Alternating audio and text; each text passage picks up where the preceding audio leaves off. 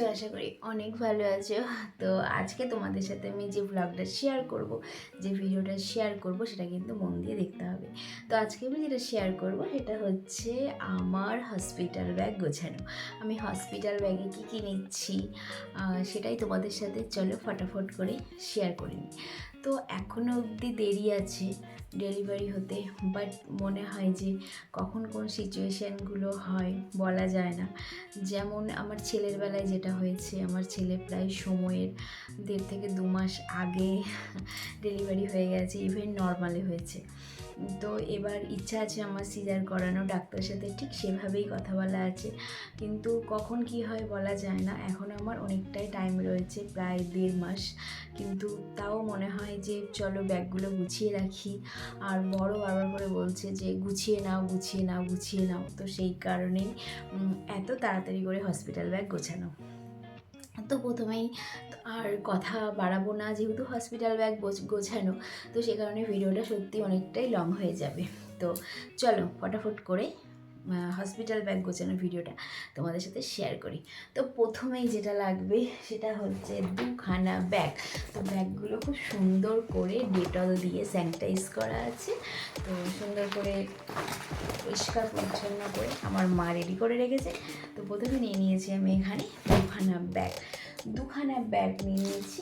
তারপর যে প্রথমে নিয়ে নিয়েছি এখানে আমার সমস্ত ডকুমেন্টস, সমস্ত কাগজপত্র, প্রেগনেন্সির প্রথম থেকে শেষ পর্যন্ত সব স্ক্যানের রিপোর্ট, ব্লাডের রিপোর্ট সব এর মধ্যে রয়েছে। নিয়ে নিয়েছি আমার ডকুমেন্টস। আর এখানে রয়েছে, দেখো এটা যদিও বা লাগবে কিনা আমি জানি না, এটা হচ্ছে স্বাস্থ্য কেন্দ্রের কার্ড, তো এটাও আমি এখানে নিয়ে নিয়েছি। তারপর যেটা নিয়েছি সেটা হচ্ছে প্রেগনেন্সিতে আমি যে ওষুধগুলো খাই সেগুলো আমি এই ব্যাগের মধ্যে নিয়ে নিয়েছি।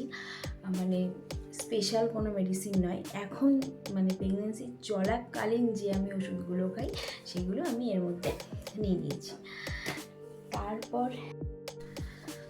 তারপরে যেটা নিয়েছি সেটা হচ্ছে, দেখো এই ডায়েরিটা, এই ডায়েরির মধ্যে রয়েছে কিছু ইম্পর্টেন্ট ফোন নাম্বার, যাদেরকে বিপদের সময় মানে হাতের কাছে পাওয়া যায়। দেখো বরের ফোন নাম্বার তো আর মাদের ফোন নাম্বার সেগুলো তো মুখস্থই থাকে, তো তাও এর মধ্যে লেখা, কারণ কোন সময় আমি কি মানে কেউ খুঁজবে, তাকে আমি যদি ডায়েরিটা দিয়ে দিই তো চলো প্রবলেম অনেকটাই সলভ হয়ে যায়।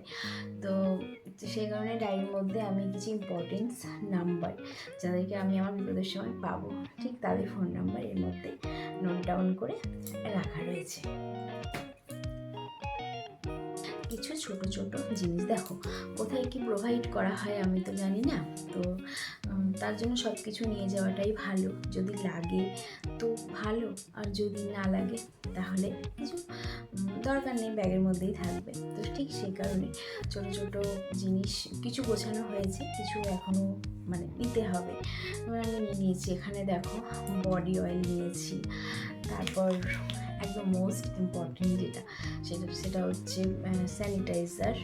আর তারপরে টুথপেস্ট, সাবান, শ্যাম্পু, তারপরে রয়েছে ছোট্ট বোরোলিন,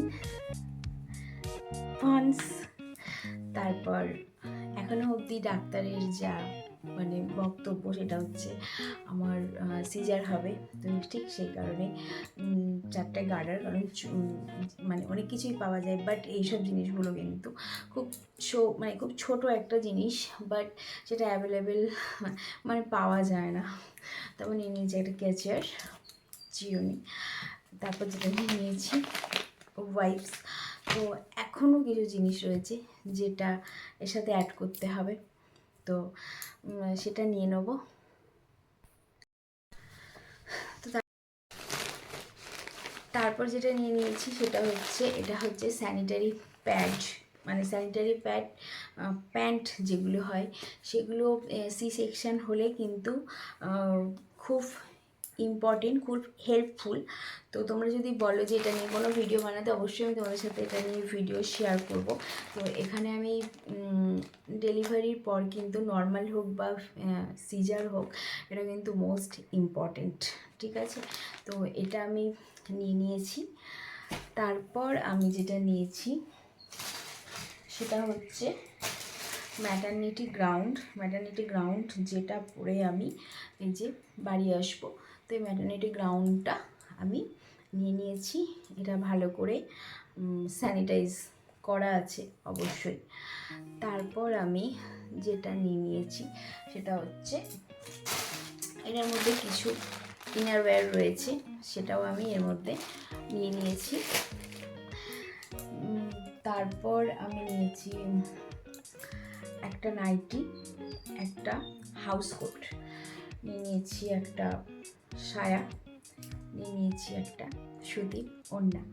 বাস এগুলো আমি নিয়ে যাব। আর কিছু নাইটি তো ধরো অনেকই লাগবে, তো সেগুলো আমি ভালো করে ডেটল দিয়ে কেচে, মানে মা রেখে দিয়েছে, তো মাকে যখন বলবো মা তখন সেটা হসপিটালে পাঠিয়ে দেবে। সেটা বাড়িতে রাখা আছে, একেবারে এত জিনিস আমি নিয়ে যাচ্ছি না। তারপর নিচ্ছি সেটা হচ্ছে একটা গামছা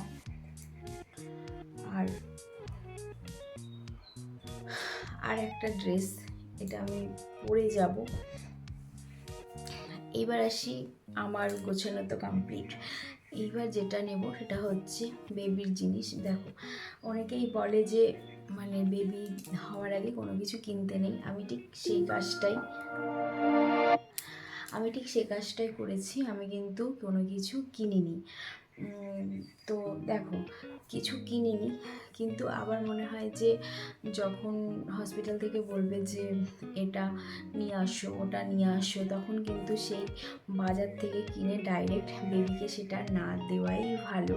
তাতে ইনফেকশানের কিন্তু অনেকটা ভয় থাকে।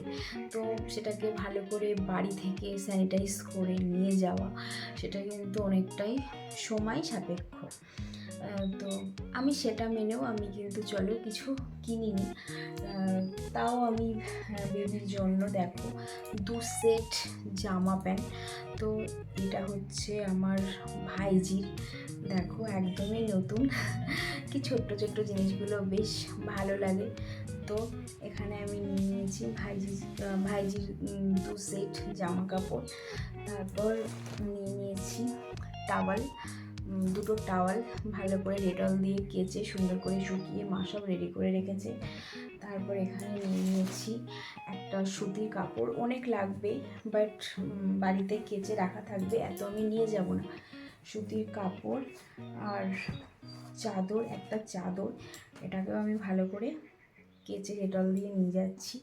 তারপর লাগবে একটা ধুতি, তো সেটাও নিয়েছি, ভালো পাতলা সাদা। আর এটা আমি নিয়েছি, কিনতে নিয়ে আগে থেকে, বাট আমি এটা নিয়েছি। এটা আমি নিয়ে যাব না, এটা যেদিন ছুটি হবে বা আগের দিন বাড়ি থেকে এটা নিয়ে যাবে। তো এই হলো, আরও অনেক জিনিস আমার এখানে অ্যাড করতে হবে, সমস্তটা আমার মনে নেই, কিছু জিনিস আনতে হবে। তো ভিডিওটা আমি এখানে এন্ড করছি। তোমাদের যদি ভালো লাগে অবশ্যই ফলো করে দিও আর সাবস্ক্রাইব করে দিও আমার চ্যানেলটাকে। চলো, তোমাদের আশীর্বাদে যেন সব ঠিকঠাক হয়ে যায়। আর কিছু বলার নেই। টাটা।